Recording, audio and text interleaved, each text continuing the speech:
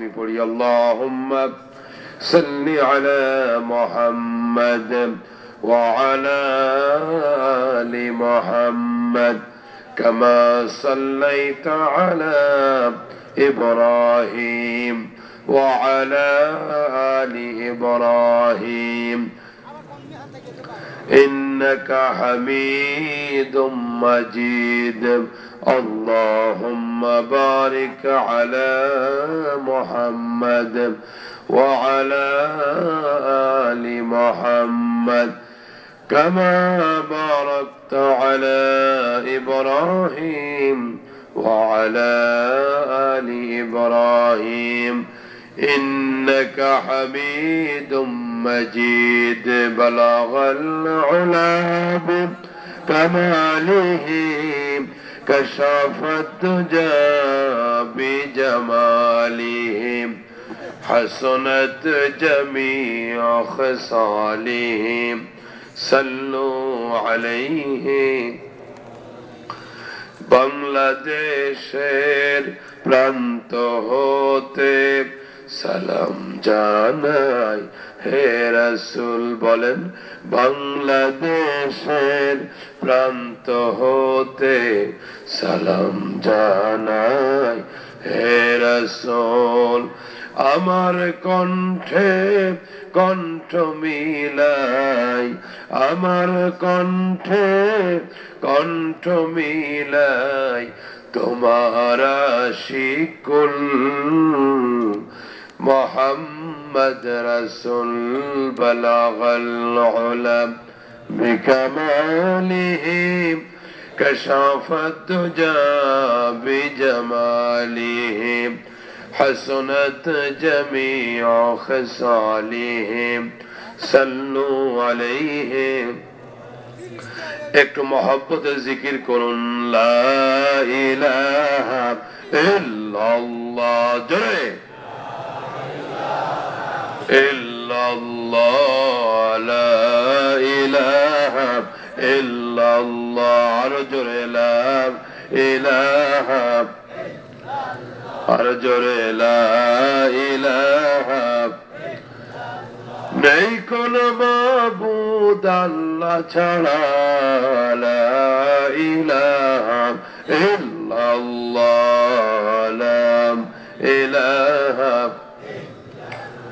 আর জোরে লা ইলাহা আসিয়া খেলে প্রেমের খেলা ফেরাউন দিল কত জ্বালা আসিয়া খেলে প্রেমের খেলা ফেরাউন দিল কত জ্বালা আল্লাহ বলেন ও জিবরিল খুলে দাও জান্নাতেরি তালা লা ইলাহা ইল্লাল্লাহ জয় ইল্লাল্লাহ লা ইলাহা মুহাব্বতে আল্লাহ আল্লাহ আল্লাহ আল্লাহ আল্লাহ আল্লাহ আল্লাহ আল্লাহ আল্লাহ আল্লাহ আল্লাহ লা ইলাহা ইল্লাল্লাহ মুহাম্মাদুর রাসূলুল্লাহ আওয়াজ দিয়ে বলি সাল্লাল্লাহু আলাইহি ওয়াসাল্লাম গন্ডমারা দক্ষিণ পাড়া জামে মসজিদের উদ্যোগে আয়োজিত অষ্টম বার্ষিকী তাফসীরুল কোরআন মাহফিলের আজকের জনাব সম্মানিত সভাপতি হযরত উলামায়ে কেরাম প্রিয় শ্রোতা ভাইরা পর্দার আড়ালে আমার অত্যন্ত সম্মানিত মা এবং বোনেরা আজকের মাহফিলটা কততম বলেন না আল্লাহ পাকের জান্নাতের দরজা কয়টা মাহফিল কত তাহলে আটে আটে মিল আছে না নাই ঘুমাই গেছেন আটে আটে মিল আছে না নাই আমরা দোয়া করব আল্লাহ যেন দয়া করে মেহেরবানি করে অষ্টম বার্ষিকী কোরআনের তাফসীর মাহফিলে আমরা যারা বসেছি এসেছি, আল্লাহ যেন অষ্টম বার্ষিকী এই তাফসীরুল কোরআন মাহফিলের বরকতে আল্লাহ পাক আমাদের সকলের জন্য তার জান্নাতের 8টা দরজা যেন খুলে দেন। আমরা বলি আমিন। প্রিয় ভাইরা, এই অষ্টম বার্ষিকী কোরআনের মাহফিলে যে মহান মুনিব, যে আল্লাহ আমাদের মালিক, আমাদের খালিক, আমাদের পালনেওয়ালা প্রভু, দয়া করে মেহেরবানি করে তিনি আমাদেরকে শরীক হওয়ার তৌফিক দিয়েছেন। এই জন্য মুনিবের দরবারে শুকরিয়া আদায় করে সকলে কণ্ঠ জাহার করে বলি আলহামদুলিল্লাহ। রব্বানা লাকাল হামদ হামদান কাসীরান তাইয়িবান মুবারাকান ফীহি। প্রশংসা করলাম কার? আরো জোরে বলেন কার?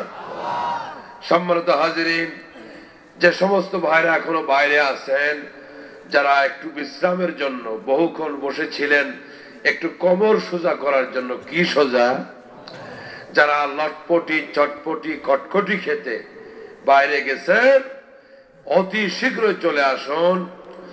আমরা খুব লম্বা আলোচনা করব না, রাত্রি প্রায় 11:15 থেকে 20 হয়ে গেছে। 10:15 থেকে 20 হয়ে গেছে। আমি আপনাদের এই জায়গায় আসি নাই, অসদিয়া ঝাপুয়াতে কয়েকবার আসছি, তো আগে রাস্তা ওইটাই ঢুকে পড়ছি, প্রায় 10-15 কিলো চলে গেছে। তাহলে আবার ব্যাক করলে আরো 10 কত হয়? 20 কিলো। এখানে প্রায় আধা ঘন্টা 40 মিনিট সময় নষ্ট হয়ে গেছে। ভুল তো ভুল, এরপরও যে আল্লাহ পাক আপনাদের দরবারে পৌঁছে দিয়েছেন, এই জন্য মাবুদের দরবারে আবারও শুকরিয়া আদায় করি আলহামদুলিল্লাহ।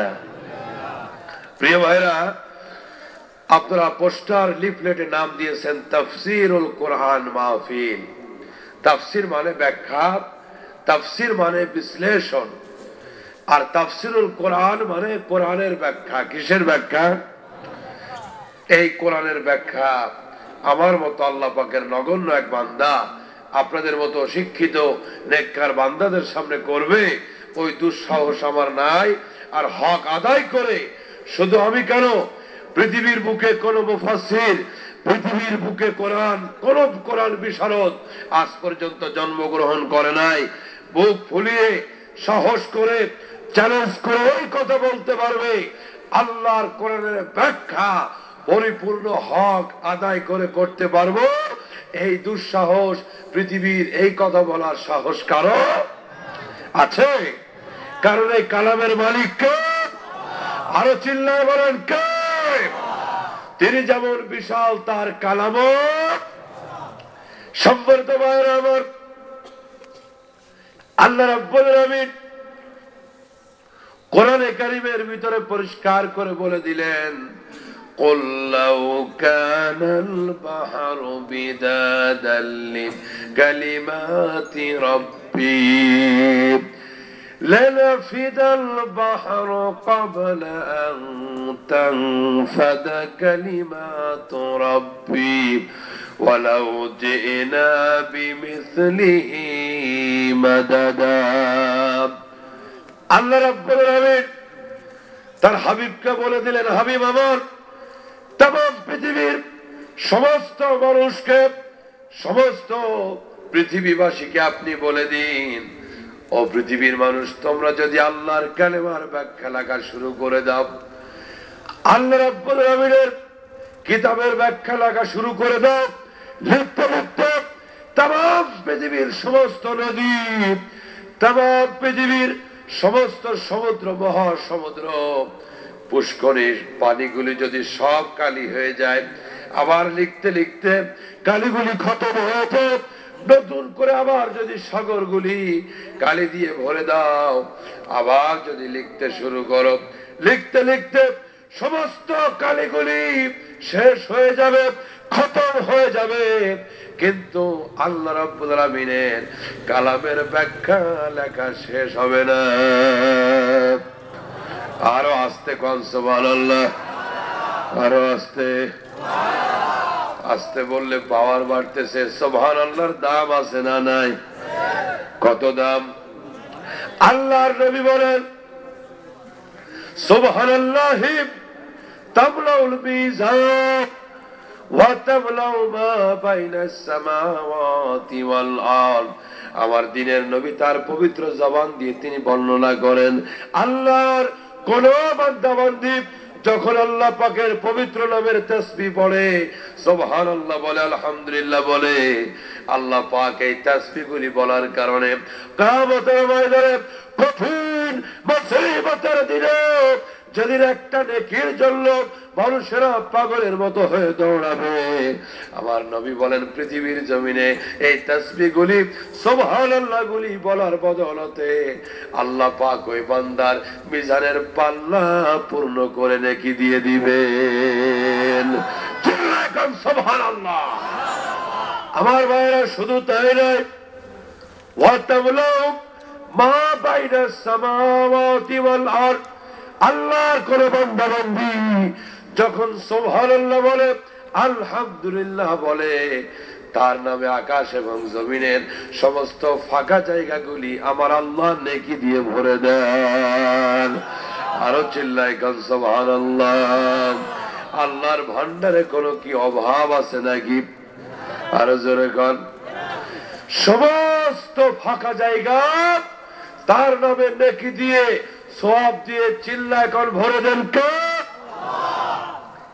এখন কিছু লোক তারা বড় বড় চিন্তা করবে, একবার সুবহানাল্লাহ বললে যদি আকাশ এবং জমিনের মাঝখানের সমস্ত ফাঁকা জায়গা পূর্ণ হয়ে যায়, তাইলে বান্দা যদি তৃতীয়বার সুবহানাল্লাহ বলে, আল্লাহ ওই সওয়াব কই রাখবে? বুঝেন নাই? একবার সুবহানাল্লাহ বললে আকাশ এবং জমিনের সমস্ত খালি জায়গা আল্লাহ সওয়াব দিয়ে নেকি দিয়ে ভরপুর করে দিলেন। তাহলে বান্দা দ্বিতীয়বার যখন সুবহানাল্লাহ বলবে, আকাশ আর জমিনের মাঝখানের খালি জায়গাগুলি তো প্রথমবারের সুবহানাল্লাহ দিয়েই ভরে গেছে, দ্বিতীয়বারের জায়গা আল্লাহ কই পাবে? কিছু লোকের মনে এই চিন্তা আসতে, কারণ কিছু লোক যুক্তিতে না ধরলে ইসলাম মানে না, আছে না নাই? নিজের বিবেকে না ধরলে কোরআনকে মানে না, নিজের বিবেক যদি যুক্তি দিয়ে প্রমাণ না পায় আল্লাহকে পর্যন্ত মানে না। এই রকমের কপাল পোড়া হতভাগা বাংলাদেশে আছে না নাই? আরো জোরে কোন নাই? বলে আনসিন ইজ নাথিং, যা দেখি না তা বিশ্বাস করি না। বলে কি দেখো না? বলে আল্লাহর দেখি না এই জন্য বিশ্বাস করি না। নাউজুবিল্লাহ, জোরে কোন। কিন্তু ভাইরা, এই সমস্ত লোকগুলি পৃথিবীর বহু কিছু দেখে না কিন্তু বিশ্বাস করে। আচ্ছা, বাতাস আছে দেখছেন কেউ? বাতাস দেখছেন কে? কে হাত দেখান। ওরে 1 টাকা না, পুরো 2 টাকা পুরস্কার দেব। দেখছেন কেউ? আমার ভাইরা, ফুলের রং আছে, ফুলের সৌন্দর্য আছে, রং আছে, কিন্তু ফুলের গন্ধ কি দেখা যায় নাকি? জোরে বলেন। আমরা কার্বন ডাই অক্সাইড ছেড়ে দিই, অক্সিজেন গ্রহণ করি, সারা জীবন কত অক্সিজেন আমরা গ্রহণ করলাম, কিন্তু অক্সিজেন কি দেখা যায় আমার বাবাজিরা? নাস্তিক বেঈমানগুলি যারা আল্লাহকে দেখে না বলে বিশ্বাস করে, ওরা কিন্তু ফুলের রং দেখে কিন্তু গন্ধ না দেখে বিশ্বাস করে, বাতাস না দেখে বিশ্বাস করে, অক্সিজেন না দেখে বিশ্বাস করে, কিন্তু কপাল পোড়া আল্লাহরে দেখে না, বিশ্বাস করে না। এর থেকে কপাল পোড়া আর হতে পারে না, ঠিক কিনা? যুক্তির ভিতরে কোনো মুক্তি নয়। শয়তান যুক্তি দেখিয়েছিল আমি আদম থেকে শ্রেষ্ঠ, আমার গতি উপর দিকে আগুন, আদমের গতি নিচের দিকে মাটি, আমি কেন আদমকে সেজদা করব? আমি উত্তম হয়ে অনুত্তমকে সেজদা দিতে। আল্লাহর সামনে করে যুক্তি চলে? যেরকম চলে। প্রিয় ভাইরা, তো যুক্তি যদি আপনারা চান তাহলে আপনাদেরকে যুক্তি দিতে পারবো। আল্লাহ রাব্বুল আলামিন কুদরতের মালিক, কোন ফায়াকুনের মালিক, তার জন্য কোনো কিছু অসম্ভব। আচ্ছা, আজকের এই মাহফিলে প্যান্ডেলের ভিতরে লাইট দেওয়া হয়েছে, বলুন তো প্যান্ডেলে কি অন্ধকার আছে? একটু তাকায় দেখেন বাবাজিরা, প্যান্ডেলে কি অন্ধকার আছে? নাই। এখন কোন পাগল যদি এই কথা বলে 10-12টা লাইট দিয়ে প্যান্ডেল আলোকিত হয়ে গেছে, নতুন করে আর লাইট দেওয়া যাবে না, তাইলে ওই 10টা লাইটের আলো প্যান্ডেলে আর জায়গা দেওয়া যাবে না। এই কথা যদি কেউ বলে, আপনারা কি ওর স্ক্রু টাইট বলবেন না ঢিলা? জোরে কোন। শুধু 10টা কেন, আজকের প্যান্ডেলে আরো 100 বাতি যদি দেওয়া হয়, বাতি প্যান্ডেলে ধরতে কোনো অসুবিধা, আলো প্যান্ডেলে জায়গা হতে অসুবিধা? আল্লাহ রাব্বুল আলামিন আকাশ এবং জমিনের মাঝখানে বন্দর আমল নয়, একবার সুবহানাল্লাহ নয়, 100বার, 1000বার, লক্ষবার, কোটি কোটি বার সুবহানাল্লাহ। রব্বুল আলামিন আকাশ এবং জমিনে জায়গা দিতে সম্ভব, তার জন্য কোনো অসম্ভব নয়। আল্লাহু আকবার। প্রিয় ভাইরা আমার, তাহলে সুবহানাল্লাহর দাম আওয়াজ দিয়ে কোন বেশি না কম? আরো জোরে কোন বেশি না কম? আল্লাহ পাকের কালাম এত বিশাল, পৃথিবীর কোন ব্যক্তি, কোন মুফাসসির পরিপূর্ণ হক আদায় করে ব্যাখ্যা করতে পারবে এই চ্যালেঞ্জ কোনদিন গ্রহণ করতে পারে নাই, কোনদিন করতে পারবে না, কিয়ামত পর্যন্ত পারবে না। ঠিক কিনা জোরে কোন? আমি আপনাদের সামনে কোরআনে কারীম থেকে সূরা আম্বিয়ার আপনাদের সামনে আমি তেলাওয়াত করেছি 82 নম্বর আয়াতে কারিমা। সূরা আম্বিয়া নাজিল হয়েছে নবীজির পবিত্র জন্মভূমি মক্কাতুল মুকাররমা। কোথায়? এই সূরার ভিতরে 8টি রুকু আছে, 112টি আয়াত আছে। ছোট্ট একটা ইন্টারভিউ হয়ে যাক, সূরাটির নাম পিছনের ভাইরা বলুন না। সূরা আম্বিয়া নাজিল হলো কি মক্কায় নাকি মদিনায়? মক্কায়। রুকু আছে 8টি, জোরে বলুন। আয়াত 112টি। সূরাটির নাম সূরা আম্বিয়া কেন? যত এই সূরার ভিতরে আল্লাহ পাকের বহু নবী, বহু পয়গম্বরদের জীবন ইতিহাস আলোচিত হয়েছে, এই জন্য সূরাটির নামকরণ করা হয়েছে সূরা আম্বিয়া। আম্বিয়া শব্দটি নবীর বহু বচন। নবী হলো নবিয়ুন হলো এক বছর, আম্বিয়া হলো বহু বছর। আমি আপনাদের সামনে হযরত আইয়ুব আলাইহিস সালাম, তার সম্পর্কে আল্লাহ সুবহানাহু ওয়া তাআলা এই সূরার ভিতরে কিছু আলোকপাত করেছেন। আইয়ুব নবীর উপর যে কঠিন ধৈর্যের পরীক্ষা, প্রেমের পরীক্ষা আল্লাহ রাব্বুল আলামিন নিয়েছিলেন, তার বর্ণনা গোটা পৃথিবীর ঈমানদারদের জন্য, গোটা পৃথিবীর মুমিনদেরকে আল্লাহ শোনাতে চান। কারণ যুগে যুগে কোরআন প্রেমিক যারা, আল্লাহর প্রেমিক যারা, দ্বীনের প্রেমিক যারা, তাদেরকেও ধৈর্যের পরীক্ষা, ঈমানের পরীক্ষা দেওয়া লাগবে। তারা যেন নবীদের জীবনের ইতিহাসগুলি মনে রাখতে পারে, পরীক্ষায় যেন ফেল না করে, পরীক্ষায় যেন পাশ করে। এই জন্য আল্লাহ পাক তার পাশ করা নবীদের ইতিহাস আমাদেরকে শোনায় দিয়েছেন। সুবহানাল্লাহ। প্রিয় ভাইরা আমার, পরীক্ষা তো আসে মুমিনের জন্য। যার জীবনে কোনো পরীক্ষা নাই, তার কোনো প্রমোশন। ঘুমাইছেন? জেগে আছেন? একটু হাত দেখান কে কে ঘুমাচ্ছেন। 1 2 3 4 5 6 7। ঘুমাবো না, গভীর রাত হয় নাই। আমি আপনাদের চমৎকার একটি বিষয়ের দিকে নিয়ে যেতে চাই। যারা বাইরে আছেন ভাইরা, আপনারা এখনো চলে আসুন। আমি বারবার অনুরোধ করছি, কারণ আগামীকাল লক্ষ কোটি টাকা দিয়ে মাহফিল পাওয়া আরো যেরকম। আচ্ছা, ভোট কেন্দ্রে যখন নির্বাচন হয় ভাইরা, ভোট কেন্দ্রে একটা এরিয়া নির্দিষ্ট করে দেওয়া হয় কি হয় না বাবাজি? ভোটের একটা নির্দিষ্ট এরিয়া করা হয় কিনা? যারা ভোটার হিসাবে বিবেচিত হবে, ভোট দিবে, তারা যদি বাইরে থেকে স্কুলের দেওয়ালে 14টা সিল মারে, ওর ভোট কি নেওয়া হবে? ওর সিল কি কবুল করা হবে? নির্বাচনে ভোটার হয়ে তোমার নির্বাচিত প্রার্থীকে ভোট দিতে গেলে এরিয়ার ভিতরে থাকা লাগবে, তারা হলে ভোটার হিসেবে গণ্য করা। আজকেও বাইরে বাইরে ঘুরলে জান্নাতি হিসেবে আল্লাহর খাতায় নাম উঠবে না। যদি জান্নাতি হতে চান, ইষ্টতর বাইরে বান্ধবের বাইরে ভিতরে ঢুকতে হবে, ভোট কেন্দ্রের এরিয়ায় ঢুকতে হবে, তাহলে ভোটার হওয়া যাবে। ঠিক কিনা? আরো চললে এখন ঠিক কিনা? মুরগির ডিমের বাচ্চা 12-13টা বাচ্চা মুরগির তাওয়া দেওয়া হয়, বলুন তো সবগুলি কি বাচ্চা ফুটে?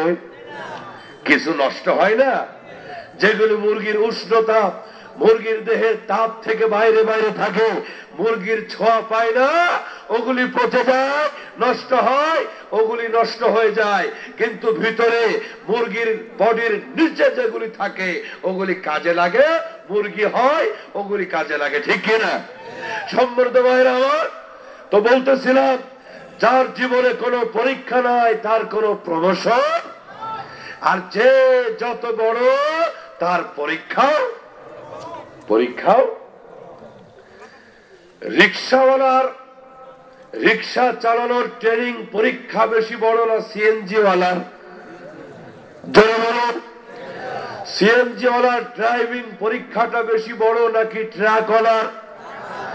ট্রাকওয়ালারটা বেশি বড় নাকি হেলিকপ্টারওয়ালার? হেলিকপ্টারওয়ালারটা বেশি বড় নাকি রকেটওয়ালার? যে যত বড় বলুন তো তার পরীক্ষাও তত।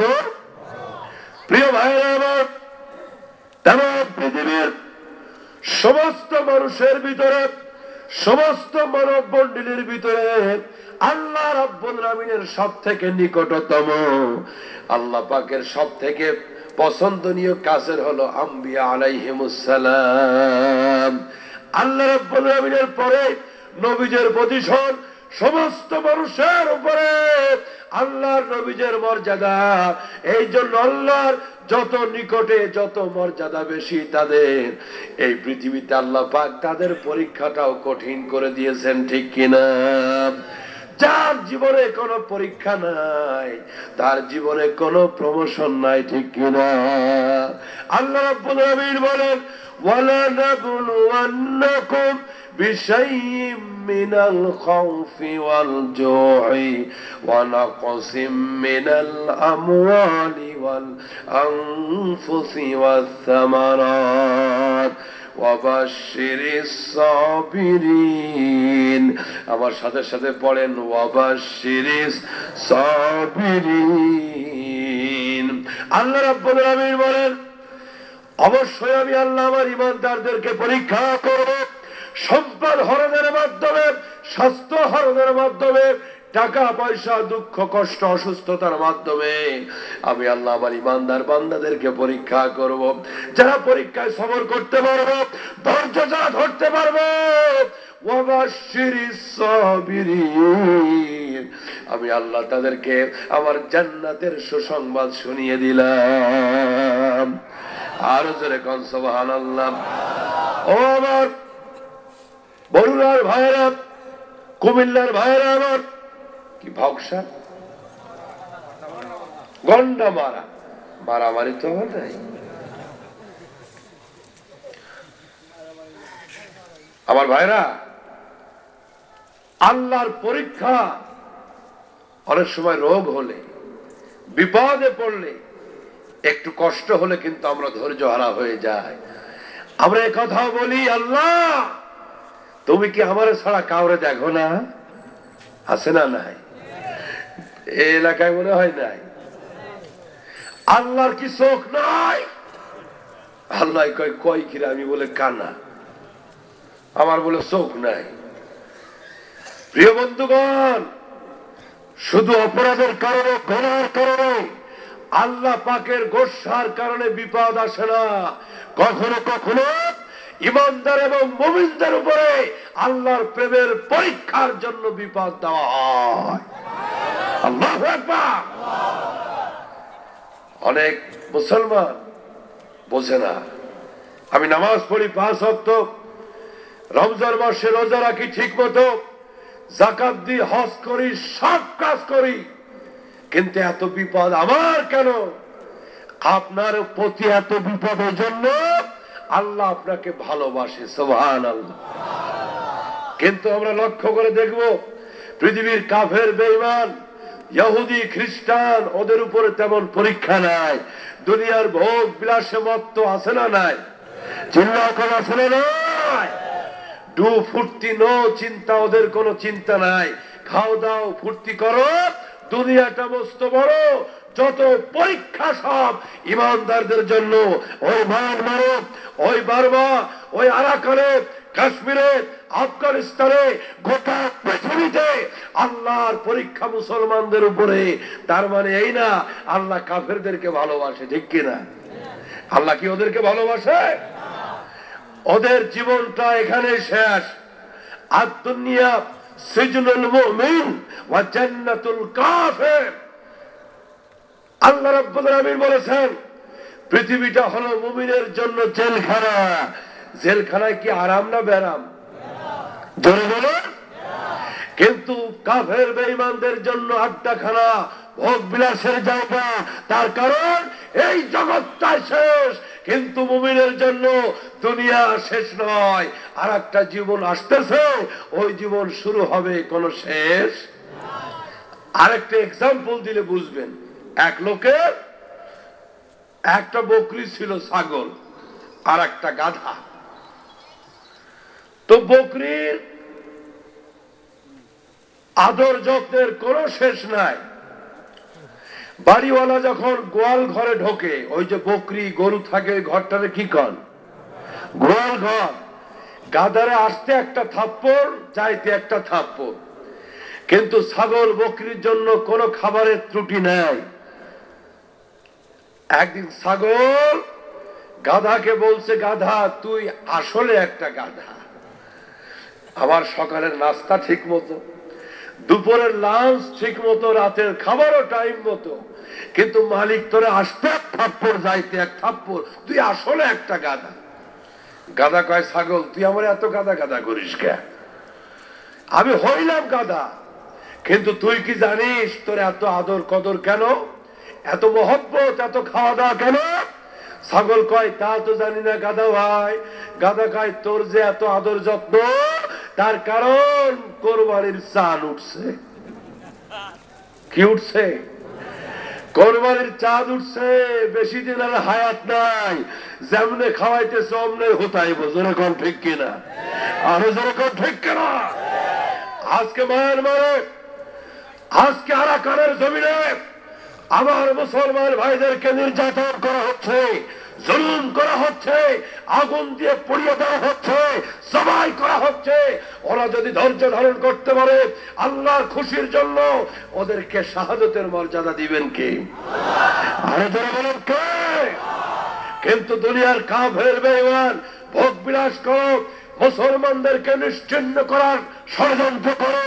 এই জীবন তোমাদের জন্য শেষ, পরকালে তোমাদের জন্য জাহান্নাম ছাড়া, আল্লাহর কঠিন শাস্তি ছাড়া কপালে কিছু জুটবে না, ঠিক কিনা? তাহলে আল্লাহর পরীক্ষা কি অধঃপতনের জন্য নাকি প্রমোশনের জন্য? প্রিয় ভাইরা আমার, আল্লাহর পয়গম্বর হযরত আইয়ুব আলাইহিস সালাম, তিনার বাবার নাম ছিল আহরাস। আমি জিজ্ঞেস করব, আইয়ুব নবীর বাবার নাম কি? আহরাস। দাদার নাম ছিল রাজেক। তাফসিরে মাঝারির ভিতরে আল্লামা কাজী সানাউল্লাহ পানিপতি রহমতুল্লাহি আলাইহি লেখেন, বাবার নাম আহরাস, দাদার নাম রাজেক। আইয়ুব আলাইহিস সালামের মা ছিলেন আল্লাহর নবী, আল্লাহর পয়গম্বর হযরত লূত আলাইহিস সালামের বংশধর। চিৎকার দিয়ে কোন আল্লাহু আকবার। তাহলে আইয়ুব নবীর মা আরাক নবীর বংশধর, আরাক নবী। প্রিয় ভাইরা আমার, হযরত আইয়ুব আলাইহিস সালাম তিনি শুধু নবী ছিলেন না,